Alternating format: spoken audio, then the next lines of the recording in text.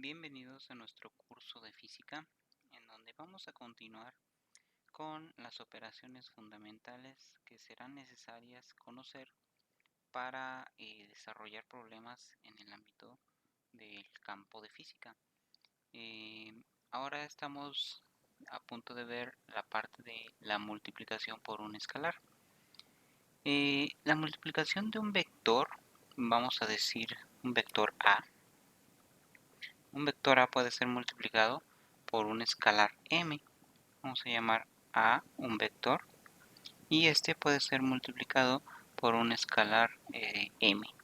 Y la multiplicación de estos dos, o el producto de estos dos elementos, nos va a producir un vector. Esto va a ser igual a un vector ma, ¿sí?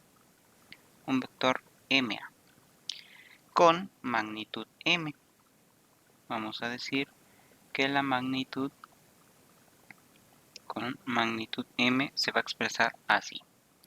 Esa magnitud m es m veces la magnitud de A y la dirección de MA.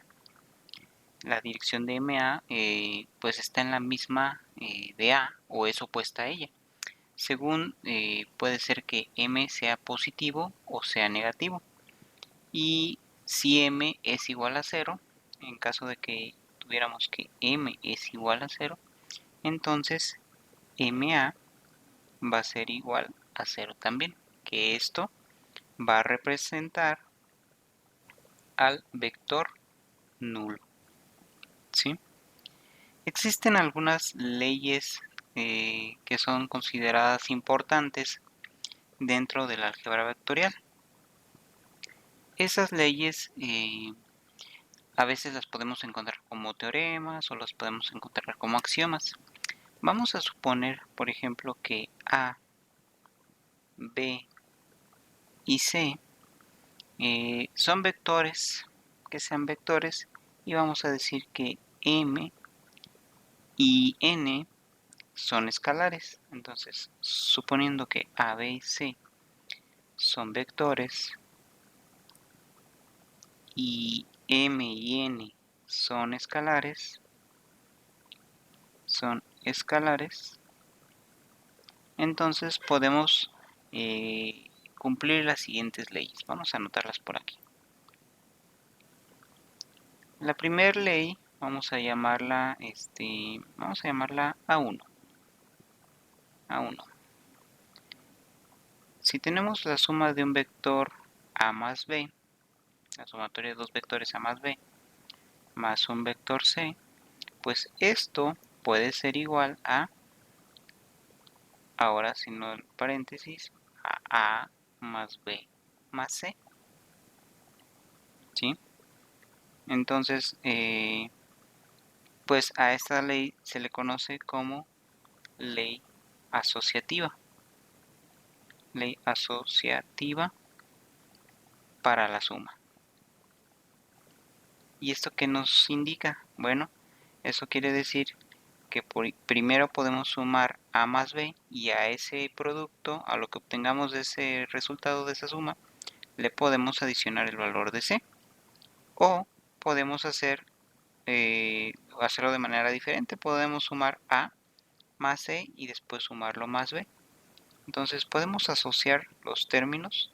También podemos hacer, bueno, primero sumamos B más C y después sumamos A. Podemos asociar esos términos y realizar la suma. Ese lo vamos a conocer como A1. Vamos a poner A2. Si existe un vector 0, vamos a decir, existe un vector 0 tal que para todo vector 0, para todo, tal que para todo vector A, vamos a decir que A más 0, pues siempre nos va a dar A, ¿sí? Esto también lo podemos escribir como 0 más A, también nos va a dar A. Entonces, la sumatoria de un vector más el vector nulo siempre nos va a dar el vector, por ejemplo, en este caso el vector A. Y esto va a hablar de la existencia del elemento 0. Existencia del elemento 0. Del elemento 0. Muy bien. Vamos con la siguiente. A3. Vamos a decir que para todo vector A,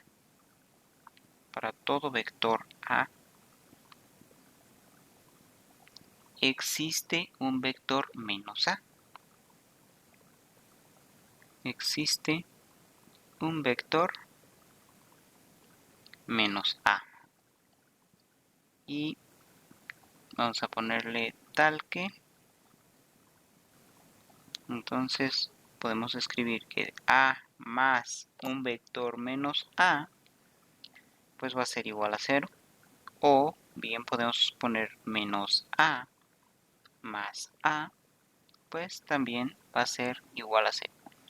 Y esto nos va a hablar acerca de la existencia de los negativos, vectores negativos.